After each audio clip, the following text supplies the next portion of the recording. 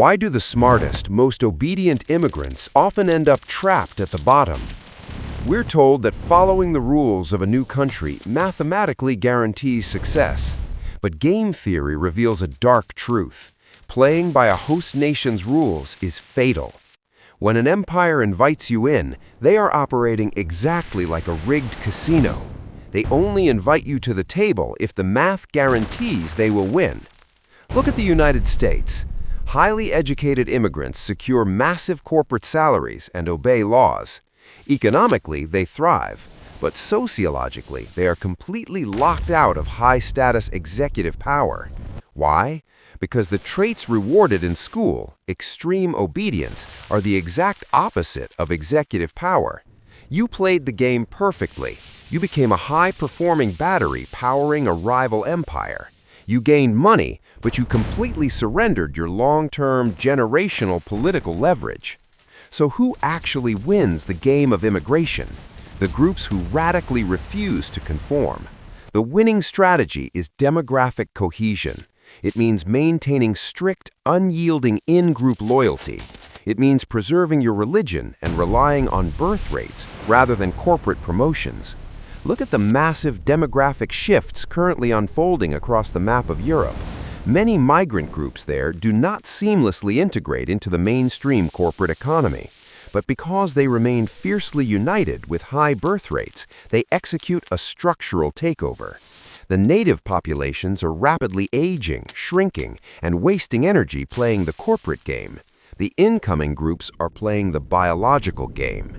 They don't need to become billionaires. By simply sticking together and growing, they mathematically secure future dominance over the nation. This is not a modern phenomenon.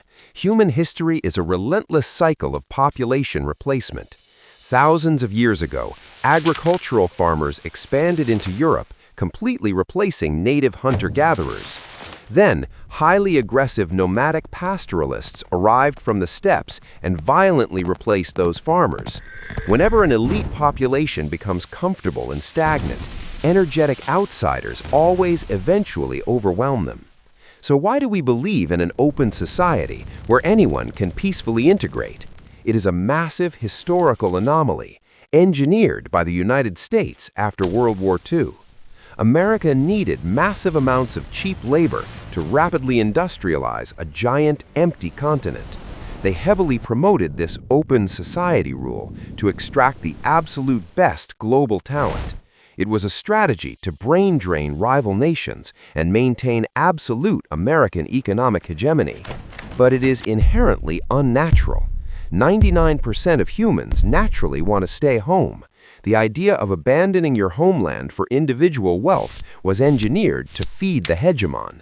But that artificial system is now violently fracturing as global American dominance wanes.